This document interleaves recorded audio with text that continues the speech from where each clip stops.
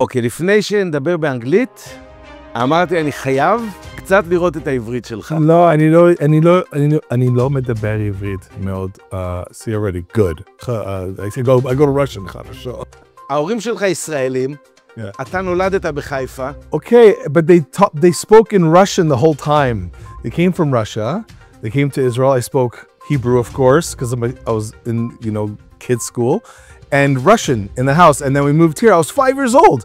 When I talked to people and I said, I'm going to be in Amir's house this morning, they said, is he a Mossad agent? I wish I was. There's only a few things in my life I've ever gotten into fights over. Israel and Metallica. הוא חבר אישי של דאגלס מרי, של ארין מולן. לאחרונה הוא גם התיידד עם יורש העצר האיראני, ועומד להביא אותו בקרוב למפגש עם הקהילה היהודית בטורונטו. רק לאחרונה הקונסולית הכללית של ישראל בטורונטו, עידית שמיר, העניקה לו את אות המכבי המודרני, על הפעילות שלו לשמירה והגנה על העם היהודי בגולה, ועל היוזמות שלו, שתכף נשמע עליהן כאן בתוכנית. אחד על אחד, עם האיש שהיה כבר כוכב רוק, ניהל עסק מצליח למשלוחי מזון יהודי ברחבי קנדה. Hi, I'm Amir. I'm Megan. And we are Ines Montreal Food. ועכשיו הוא ההבטחה הגדולה של היהודים בצפון אמריקה, בפעילות נגד אנטישמיות המרקיעה שחקים.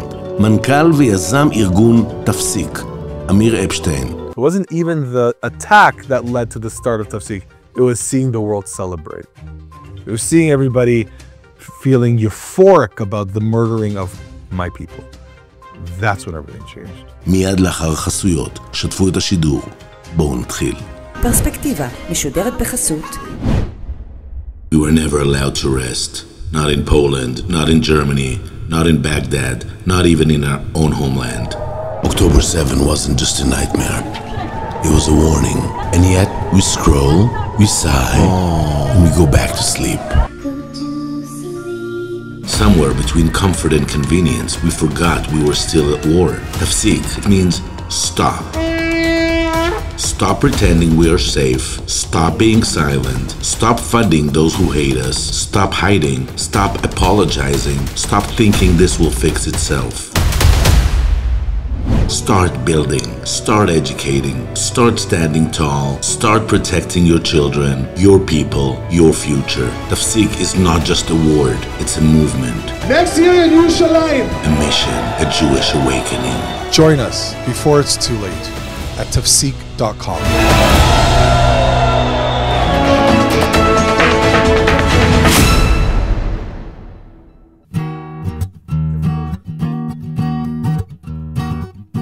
We don't need no Roger Waters. We don't need that stupid clown.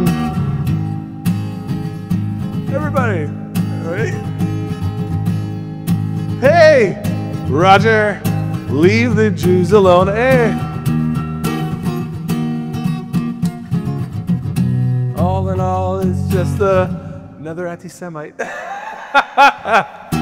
That's the only Pink Floyd I listen to in my house when I make fun of him. Otherwise, forget it. Most of my life was in music.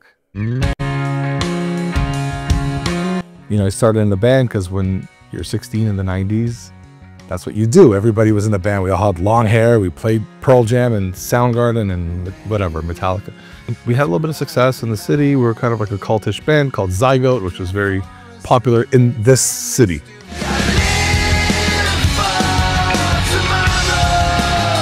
When I was a kid, if you made fun of Metallica, you're getting punched in the face. That when I was a child, but Israel's always been listen, this is my home. It's a tiny little place. It's like you're gonna attack my home country that's so small and so little that's just trying to survive. I have a big problem with that. What do you love so much about Israel? You spent only 5 years of your life there. This is our homeland. There's a history. There's a connection. How do you explain it? I don't know how to explain it. People can, there's such thing as generational trauma. There's also such thing, I think, as generational attachment to ancestral homeland. People yearn to go where they're from and where they belong. So before Tafsik, what did you do for a living? I'll tell you. So I was in music for a while. I was managing artists for a long time. Oh. I worked in criminal law for a very short time. You have a degree as a lawyer. Yeah, You're a lawyer. yeah. And then from there, I started. An artist approached me. You know, I want you to manage me because she knew my band or something. I was like, look, I can't just. Managers get a percent. They don't get a salary. I'm like, I can't really do that. I'm like trying to start my life, you know. And I got a retainer each month, and it was a very generous retainer. I'm like, okay, this is what I'll do for a little while. Then I'll go back to criminal law or whatever it is. No problem. Never went back. So I was doing that for many years, you know. COVID happened. COVID meant there's not going to be any touring. I immediately knew this is a pandemic. This is going to be around for years. Everybody in the industry, remember at the time, was talking about 6 weeks maximum. Like 6 weeks, what are you talking about? I was in Beijing. I saw what was happening. I was on vacation with my family, went to Thailand or Vietnam somewhere. We came home, we stopped at Beijing. Everyone's wearing a hazmat suit. I'm like, what is going on? So I may have been patient zero, by the way, and I apologize if I brought COVID to Canada, but it could have been me because I was sick when I came home. So from there, I realized, okay, well, this is gonna wait. I can't, you know, what am I gonna do for a year, 2 years, 3 years? I don't know how long it's gonna be. So after years of being in the music industry for so long, like I gotta do something different. Just, you know, something that maybe I'm not passionate about. And my wife is from Montreal, and Your wife is Jewish. she's Jewish. She's from Montreal, and she'd be like, "Let's go to Montreal, like during COVID. Let's drive to Montreal. We'll pick up like, you know, all her favorite restaurants that she grew up with." I'm like, who drives 5 hours to pick up bagels and smoked meat? I'm like, it doesn't make it. And then I thought, I wonder how many other poor souls out there are married to, you know, beautiful French girls from Montreal who want bagels. So I go, maybe this is an idea. Maybe it's some kind of a business idea, whatever. Something to do something. It wasn't anything. So I started driving to Montreal. I put a little $5 ad on Facebook. Anybody want food from Montreal? We're picking up. Yeah, give me this, whatever. I charge, you know, $20 for delivery or something. For Jewish targeted audience. At first, yes. At first, it was like I thought it was just Jewish people who miss their, you know, Montreal smoked meat. So I would just drive there and come back, and it was exhausting, and I wasn't really making money. Well, every day? No, once a week. Once a week, you drive, bring some people's orders, and I dropped them off. orders. Before the end of the year, we were doing about I don't know, I would say about 1,000 to 2,000 pounds of smoked meat a week. Wow. Thousands of bagels, pies, this, that. I had a truck driver. I went out, picked everything up. I had a fleet of drivers. It actually grew. It grew very quickly. This is Happy Father's Day right here. It's a wonderful gift to give people. Happy Father's Day. It was just like honestly, it was just like a stupid idea. It wasn't anything that I didn't care much about it. It wasn't like this passion or anything. It was just something I was doing to kind of continue to be able to earn money and you know, see what happens when COVID disappears, because the world was upside down. Everything was insane. The last industry that mattered was entertainment. It was really just something to do to pass the time. And then October 7th happened. I remember the feeling. You remember when 9/11 happened? Yes. And it was like surreal, you know? It takes time to understand the gravity of the situation, that this moment changed the world. This was the same thing, but it was a different impact, because these are my people. It felt like I was, you know, like in a daze, you know, I didn't really understand what was happening. Yeah. And then for like the next week, I was just, I would go into my car at 1 in.the morning and just drive around. Why? Because in my brain, if something like this is happening here and I can see it, I don't know. I couldn't do, what could I actually do? If this guy's shooting at a house down the street, there's nothing I can do. Oh, you thought it might come here? Yeah. I thought it made perfect sense that this is going to happen here. And you still think that it might happen? I know it's going to happen here. What do you mean you know it's But it's 100% going to happen here. You know from a gut feeling, or do you have information or intelligence? I don't have any intel or anything like that. I understand human beings. I understand what people are capable of, and the people who did this over there, we have many of those types of mentally deranged, delusional, psychopathic Islamic terrorists here. So it would be very easy for them to do it here. I'm driving around every night till 3 or 4 in the morning, just looking at, making sure everything's okay. Like, Do you have a weapon? no, I didn't drive around with any firearms. I have firearms at home. You have. Oh yeah, I have as a little. Close to you when you go to sleep? No, it sits in a safe. There's very strict rules. I can't I'm not allowed to just have first of all, I have kids, you know, I can't just have a firearm. My kid. Of course. So everything's proper the way you're trained.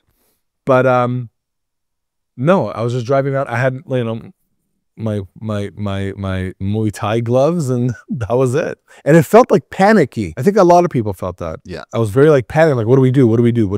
And then that's when it all really began. And by the middle of maybe end of November, the middle of November, Tafsiq was started. Even though actually I had the name Tafsiq, I wanted to do something years ago. It just never, there wasn't the urgency. You understand? Like Tafsiq, you told us on last time you were on the show that it comes from your mother, that she would used to scream at you, Tafsiq, Amir, Tafsiq. Tafsiq, maspeak, dire. Good. So I thought, you know, that's a good word for it. It wasn't even the attack that led to the start of Tafsiq. It was seeing the world celebrate. It was seeing everybody feeling euphoric about the murdering of my people. That's when everything changed. You left the delivery business? I literally just abandoned it. In one day? October 7th. On October 7th? Yeah. It was like, why, you saw no point in continuing? well, no, it wasn't that there was no point. Like orders were coming in and I just couldn't bring myself to care enough about emails about, can you make sure my smoked meat is non-fatty? It looked irrelevant.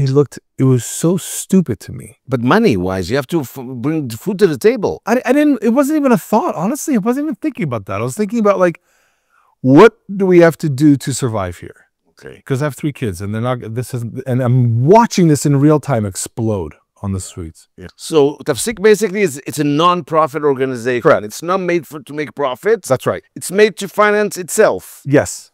Projects, initiatives. Do you get a salary? No. So where do you get your budgets from? How do you bring Douglas Murray, who's becoming a friend of yours? How do you bring the Iranian prince? How do you bring Irene Mulan? How do you do that? I pay for it out of my bank account, out of my Out of your personal money? Yes. Of course. Douglas Murray cost me over $100,000. Wow. For the whole event. It was a big event. Tickets paid me back and a little bit extra. But you took the risk. Yeah, of course. Nobody else was putting money in. I couldn't wait for that. I needed to launch. You couldn't wait that someone will yeah, like who am I to go up to a guy who's got, hey, I want to do this. Can you put money? It's like, I don't know who you are. What's your experience? Zero. Wow. But I promise you it's going to succeed. And Jewish organizations, UJA, all that, they don't support you? No. Did you try to get yes. support? And they don't? No. Disappointing. Yeah, I guess. I mean, I suck at fundraising. Okay, I've learned something about myself in this. I don't like, it's from my mom teaching. I don't like the idea of going up to people and asking them for money. Can you give us money? It feels very, you know, ichse, like it's like, ik. I don't like it.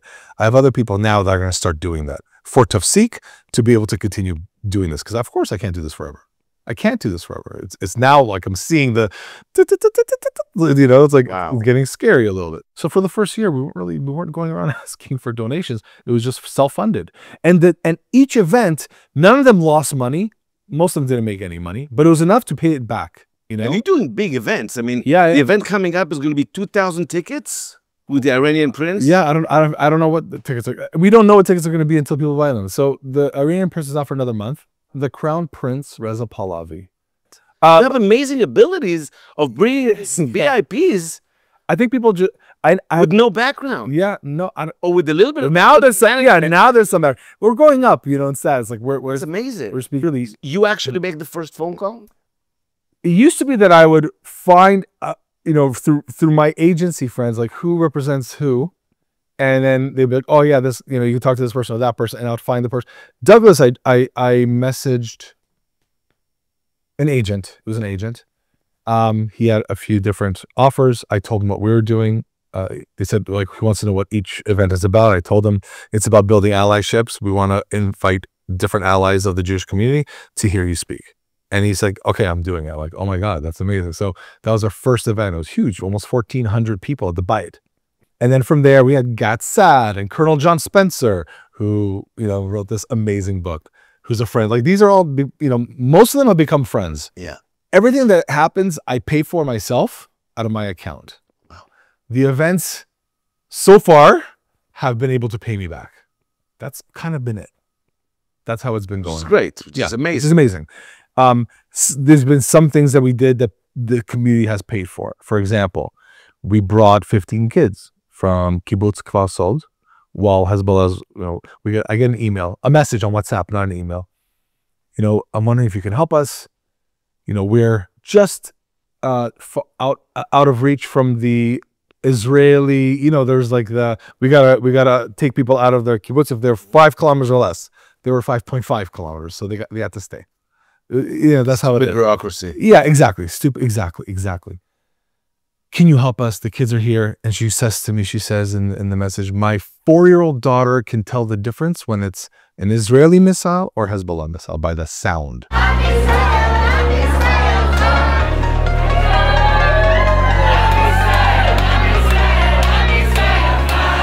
So wait, from all organizations in the world, they got to you and you were the only one that helped them?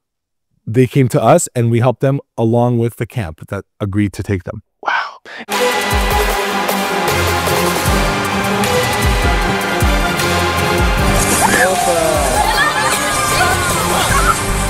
Today, the kids got up, went out on the water. For them, this is very different.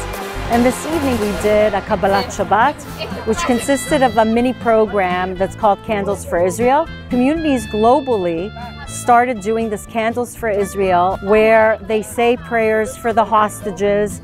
They pray for the state of Israel, for the safety of our IDF, and the return, God willing, of our hostages. And we put out a GoFundMe. You're a tzaddik, man. You're a real tzaddik. You know what tzaddik? Yeah. Really? I mean, I don't even know how. It wasn't even. See, this. They'll tell you that this is not how you should do it. You should have your pillars, and you should just stick to what you're doing. And anybody that wants help, that's not what we do. And move forward. They're telling me your kids have Hezbollah rockets flying over their head and they want to get away. No, sorry. We're trying to stop the bleeding. I know we're not going to end anti-Semitism. Okay, people go, how are you going to end anti-Semitism? Like, how am I? I'm not. Who am I? I'm just trying to stop the fires. And we put out one fire and we look behind and there's 3 more fires. And then we go after those. This is my office. I don't have an office. I work from home. I work from my phone. There's 8 other people, and we meet our office space. We meet at, like United Bakers or Bagel Plus, and we talk about what we got to do. What are you working on? What are you working on? What are you working on? Okay, I'll help you with this. You need help with this? I'll help you. Whatever, and we get things done this way. Thank God we have amazing people that really are as passionate as me. Otherwise, who cares? Who has time for this? It doesn't make sense for things to get better. Because it's getting worse. It's getting worse. The statistics show it's getting worse. Anti-Semitism has risen hundreds of %. It's not like, listen, when we were kids, there was anti-Semitism, but there's anti-Black racism, there's anti-Muslim racism, anti-Asian, gay. It all kind of was around, but it wasn't at the forefront of our lives. I remember getting into a fight when I was a kid with like 8 Catholic kids who were I was playing a video game near my school. I was like, grade 11 or 12. Oh, don't be such a Jew. Give me a sip of your slushy. A stupid remark. It wasn't, didn't mean anything, but what did you say? So these moments existed, but they weren't everywhere. And I've spent so much time speaking to people like, Colonel John Spencer, Gatsat, all the people who know so much. Elon Levy, really high level, even Imam of Peace. A lot of people, a very high level understanding of what's going on, including, like I told you, Europol, anti-terrorism. Okay, that's for all of Europe intelligence. The worst radicalization in the world is happening in Canada. Period. That's not something that I think. People would argue with you about this. They can argue. It's more radical in the U.S. than here. Okay, they can say whatever they want. Who do they speak to? Did they talk to the FBI? Did they talk to the CIA or talk to Interpol even? I'm telling you what I've been told, not information that I somehow put together based on research. I didn't research this. This is just through talking to people like the highest level, Jonathan Conriquez, Mordechai Kadar. Like I speak to these people, you understand? So based on what people are telling and the research and the statistics that we see that they've done and they've shown, this is today the worst in radicalization around the world is in Canada right now. In Israel, they just had this research, I think it was last night, and they came up with the fact that Canada is the most anti-Semitic country in the world today in 2025. This is mind-blowing. So if I said that right now, they would argue, come on, what's he talking about? No, but now they say that the Israeli TV is wrong. Of course. They say Channel 14, we don't trust them. You know what it is? This actually kind of sums it up, in my opinion.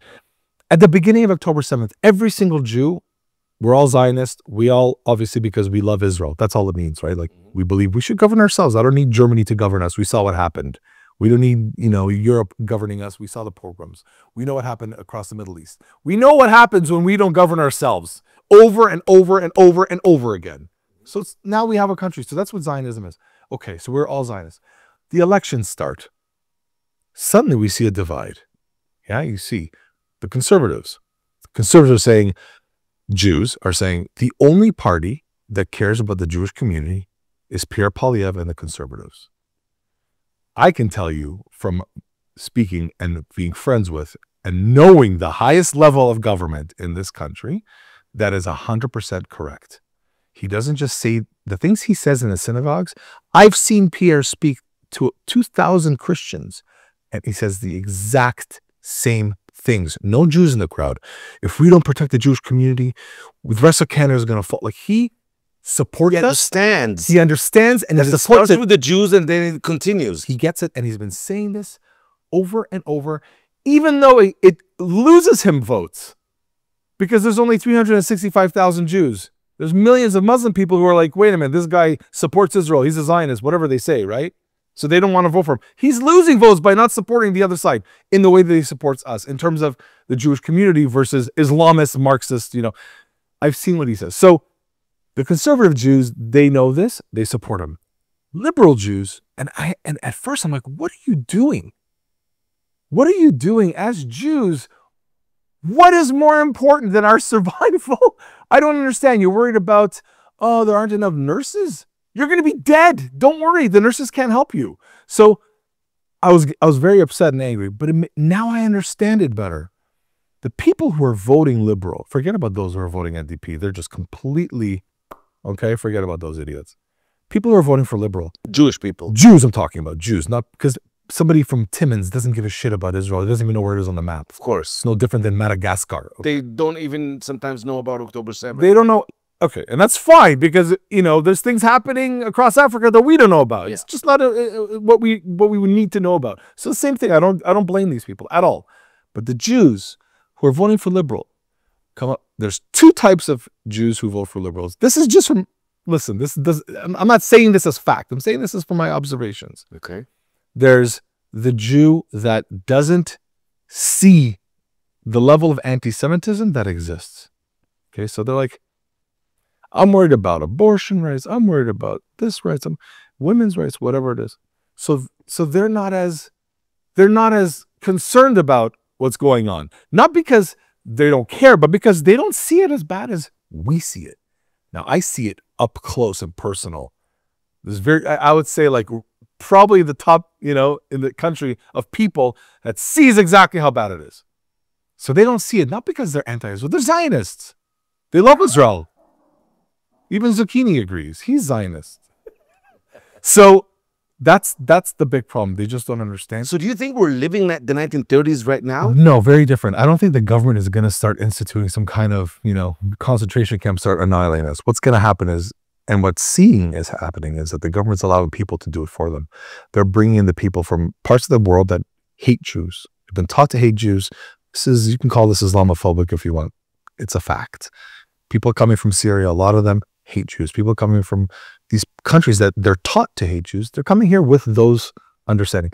And when there's millions and millions of people in the country that feel that way, they're the ones who are attacking us. The police will try to stop them where they will, but it's not going to be the government who starts saying, we got to kill the Jews like Germany. It'll be the government saying, come, welcome to our country, and they're going to be the ones doing this. I never saw Justin Trudeau as an anti-Semite. I saw Justin Trudeau as a complete fucking idiot. Someone who's completely detached from reality, grew up with a silver spoon, never achieved anything in his life, became prime minister, wants to be loved, likes to take pictures with celebrities, wants everybody to love him. I stand with the Jewish community and I am a Zionist. And then he goes to the mosques. I stand against Israel and the ethnic cleansing. He was just a putz. You understand? That's all he was. He didn't hate the Jews. That's just who he was. I think the problem is because of his inability to be the leader that our community needed, he allowed more detriment into our society that would affect our community. And that's what we saw. The numbers are there. This is not about a feeling. I feel like there's more. Hundreds and hundreds of % increase since 2023. Amir, do you see yourself going into politics eventually? No. I'm too straightforward, and that's polarizing. What do you have to say to Israeli people who are watching you right now? You can use the camera if you want. What's your message, Amir? The thing that makes us different than everybody else are a few things. Our resiliency, which is overcoming disasters. We've gotten so good at it because of how many times we had to do it. In Spain, across the Arab nations, as you know, in Germany, the whole world has always attacked us because we are so resilient. 70 plus years ago, there was no Israel. There was Nazi Germany. Everything was taken away. And in less than a century, look at what we have achieved. This is where most of the hate comes from. They don't like seeing a minority who's grown in strength and through resiliency. They like to see us as victims. That's when they like the Jews, when we're in the concentration camp. Then they say, oh, those Jews. We're now at a stage where we don't give a shit what anybody else thinks. Israel is loved by Jews around the world. Those who don't love Israel, let them stay in Egypt. When Moses left, it's those people. Let them disappear in time. But most Canadian Jews, I can say, and I know for sure for myself, deepest love for Israel, for the Israelis. I'm Israeli. I still see myself as Israeli. I've been here for 45 years, and I'm still, when someone says, oh, what's your background? I say, I'm Israeli. I mean, most people would say I'm Canadian. I sound Canadian, but my heart belongs to Israel, always and forever. And everybody, I really believe everybody feels the same way who lives here. Even the putzes who vote for the wrong people still love Israel and still love the Israeli people. And we will always fight for you. We will always stand for you no matter what. That's what I want to say. It feels isolated. You feel like you're alone in Israel. You're not. There's double the population all over the world, and we all support you. And by the way, you should know we have a lot of allies that we're building. The Indian community in Canada loves Israel and loves the Jewish people. The Iranians that we've been working with, they love Israel, they love the Jewish people. We're going to continue to grow strength, and we're going to continue to be the light among the nations across the Middle East. That's what Israel's meant to be, and that's what we're going to be. On behalf of the Israeli community here, you're Israeli too, so yeah. I'm not speaking on behalf of you, but on behalf of the people that I represent, Toda Rabba, of course, for everything that you do. It's not taken for granted. You're doing this from your pocket, from your own time. You sacrifice so much just because you believe in it, and this is very rare in these days. Thank you. It's so rare. It's a purpose. You know, you hear that? Oh, I'm doing this is the purpose of my life, and you kind of look at it like, oh, whatever, like hippies, you know. But this is like you're actually doing it. Yeah, it was never planned. I'm just doing. אמיר אפשטיין, תודה רבה וחג שמח. חג שמח. Thank you.